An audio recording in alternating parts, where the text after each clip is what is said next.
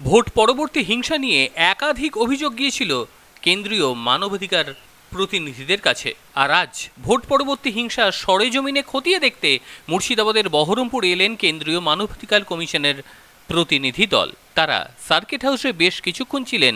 জেলার বেশ কিছু মানুষজনের সঙ্গে তারা কথা বলেন যারা ভোট পরবর্তী হিংসায় ক্ষতিগ্রস্ত হয়েছে। সার্কিট হাউস থেকে বেরোবার পর প্রতিনিধিরা কি জানিয়েছেন আমাদের, চলুন শুনি। বিনয় রায়ের রিपोर्ट एनटीवी डब्ल्यूबी। बहुत इंतज़ार करना पड़ा और बारिश में भी भीगना पड़ा। मैं आप सभी से उसके लिए एक क्षमा चाहता हूँ। I am really sorry. अब आप में से कोई मुझसे कुछ भी पूछना चाहता हो तो मैं आपको बता क्या देखे कॉम्प्लेन क्या आए हैं आपके पास? देखिए, ऐसा है कि हम यहाँ पर जो है हमारे पास सिर्फ यहाँ की 4-5 कंप्लेंट्स थी जो रजिस्टर्ड भी थे केस। उनको हम देखने के लिए आए थे, उनकी जांच करने के लिए आए थे। हमने उनको यहाँ बुलाया भी था और उनसे बातचीत भी करी हमने।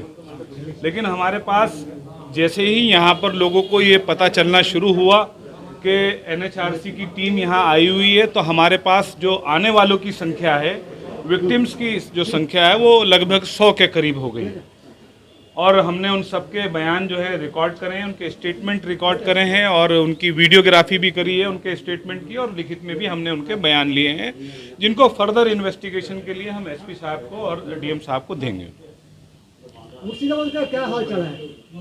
देखिए, मैं केवल आपके माध्यम से केवल एक बात कहना चाहता हूं। मैंने अभी डीएम साहब को और एसपी साहब को दोनों को भी बुलाया था। यहाँ जो मुझे सबसे बड़ी जो बात लगी वो ये लगी कि यहाँ पर पुलिस को लेकर विक्टिम्स के मन में बहुत खौफ है।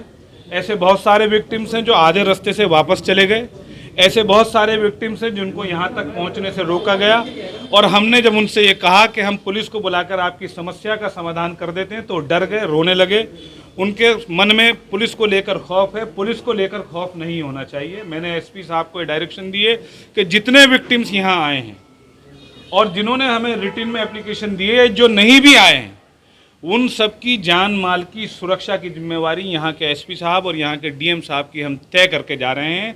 किसी भी प्रकार का कोई हमारे जाने के बाद, क्योंकि लोगों का जो मन में जो भय है वो सबसे ज़्यादा यही है कि आपके जाने के बाद हमारे साथ फिर दोबारा प्रताड़ना की जा सकती है। तो हमारा ये निवेदन है कि आपके माध्यम से कहीं तक भी ये आवाज़ मेरी पहुँच रही हो कि कोई भी मुर्शिदाबाद हो या मालदा या पूरे वेस्ट बंगाल में कहीं पर भी एनएचआरसी की टीम के जाने के बाद अगर किसी भी प्रकार का कोई वायलेंस होता है तो स्थानीय पुलिस और स्थानीय प्रशासन उसका जिम्मेदार होगा।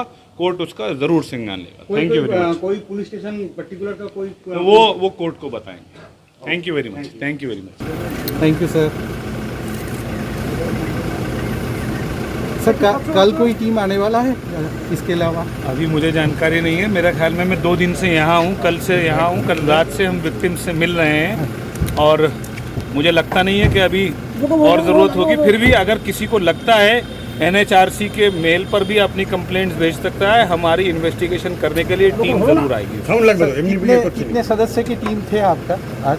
देखिए, मैं जो ऑफिशियली 7 लोगों की जो टीम है उसमें से मैं सदस्य अकेला था, लेकिन मेरे साथ 5 लोगों का स्टाफ जो गवर्नमेंट स्टाफ था ऑफिसर्स का, वो 5 लोगों का और था साथ में, जिसमें से मैंने विशेषकर 2 बांग्ला भाषी भी साथ में स्टाफ लिए थे ताकि हमें किसी भी प्रकार की बात को समझने में और समझाने में कोई दिक्कत नहीं। सर अभी कहाँ जाएंगे आप लोग? अभी मैं कोलकाता जा रहा हूँ। Okay, thank you sir. Thank you.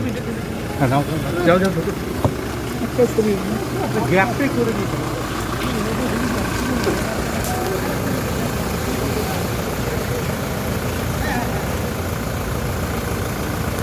আমি চলে যাচ্ছি না। চিল্লানো গিয়েছে যেমন তুই সামনে ছিলি, মানে তুই তো সামনে ছিলি, বাইট করার সময় সামনে রাখবো না। আজব ব্যাপার, সবাই কাজ করছে তো। আমি কি করতে এসেছি? নিয়ে আসে কাজ একদম খেলা করতে এসেছি আমি। অসভ্য তুমি করিস না, এটা অসভ্য তুমি বলো। খেলা করতে এসেছি আমি।